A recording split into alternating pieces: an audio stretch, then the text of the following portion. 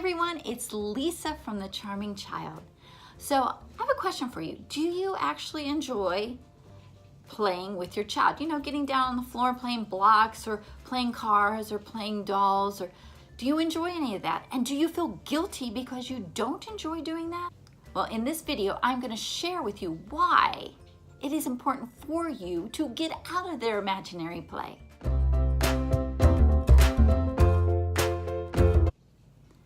So guys, there are two different types of play. There's the imaginary kind, you know, where the kids are building blocks or they're playing make-believe. And there is the play that, you know, where you're going for walks, riding a bike, playing ball. And the imaginary play is a place where you need to get yourself completely out. So by all means, read books with your child, go for bike rides, play ball, go for walks, definitely. Cook with your children, clean with your children, have them be part of your life. But when it comes to their imaginary play, I'm going to tell you to get out. Get out of their imaginary play because they need imaginary play to grow cognitively, socially, and emotionally. You know, think about your own childhood.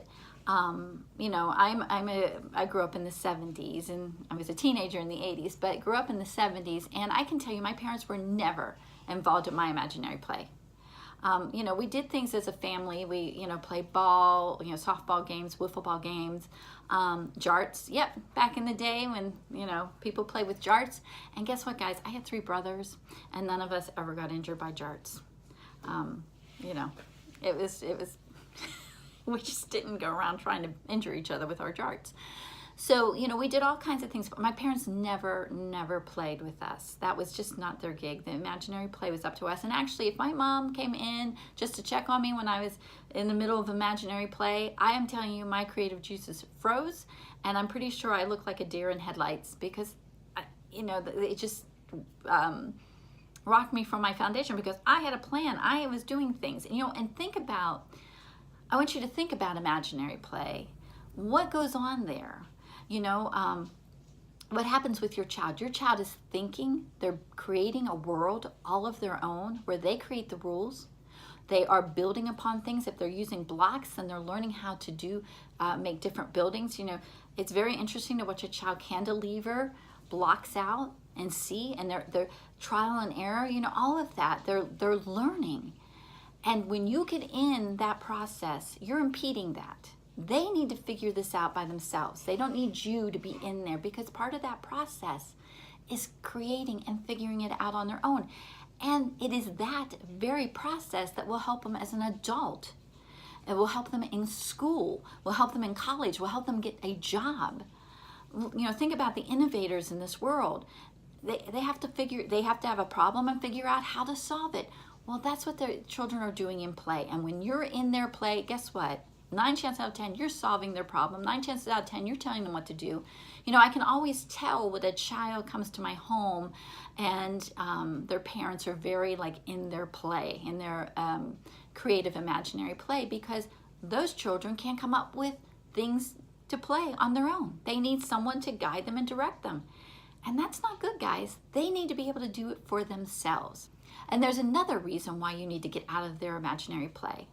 I don't know if any of you have seen that commercial. It's for Tide or some laundry detergent where, you know, the father is the one who's in charge of the laundry. And his daughter puts him in a imaginary jail because he's washing her favorite fairy dress or something. We're watching this and thinking, oh, isn't that funny? No, it's not. It's not funny at all because no child should be in control of their parent. And if you're fool enough to be that parent who is letting your child put you in a jail, I am telling you, you are blurring the lines. You know, your job as a parent is to guide and direct your child. Your child has no business trying to take over that role. And when your child does take over the role, we've seen those kids. They don't behave. They are mean and impolite to their parents. They don't listen. You know, they don't follow instruction at all. And guess what? That trickles down to every adult. You've blurred the line for every adult in their life. You've made it harder for their teachers. You've made it harder for their grandparents, everybody, when you blur those lines. So no child should be the boss of their parents in any situation.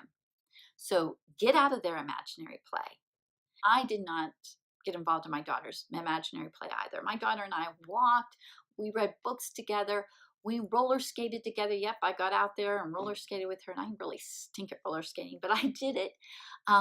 You know, we did activities together. We were very close, but I did not get in her imaginary play. That was just not something I wanted to do. And it was very important for her because her imagination just blossomed. And you know, and to this day, she's a very creative woman. She runs her own photography business. So, you know, very, very creative. I can tell you in my daycare that the children in my daycare, we do things together. You know, I make learning fun. So I play games that are engaging their learning process and things that I want to do. We do large group together. We read together. But when it comes to their creative play, whether it's inside or outside, I'm out. If they've got some imaginary scenario going, I have no business being in their play. And I tell them, that is not my job. That is your job. Your job. God gave you this beautiful brain to come up with so many fantastic things to solve problems. And I tell them, when they do use their brains, that there's a fireworks show going off inside their brains, you know. And it's funny because they'll come up to me and go, Lisa, look, when they're really, their creative juices are flowing, they'll come up to me and say, look, Lisa, look at my ear, can you see fireworks? And I look in, I go, oh, fireworks, because guys, their synapses are firing like crazy, and there is a fireworks show that goes on in their brain, and we need to encourage that. We need to build more connections, and play is their opportunity to do so. So I hope this video has been helpful for you to let go of the guilt if you don't enjoy playing with your children and, you know, their imaginary play, if you don't enjoy being part of their imaginary play. And if you feel guilty because you feel like you need to be part of that, I hope this helps kind of ease that guilt and actually it kind of gives you a reason not to be in their play. If you are one of those people who does enjoy being in your children's creative play, I'm telling you to get out because you are just hindering your child's growth. Okay, guys, well, I hope you have a great day. Remember to give your little ones lots of hugs and kisses, and until next time, bye-bye. Oh, and guys, don't forget, if you really enjoyed this video, please give it a thumbs up. And if you have a comment or a question, please leave it down in the comments below. And also subscribe to The Charming Child, because we can build this community of like-minded parents and educators and grandparents who want the best for their children. Okay, guys, until next time, bye-bye.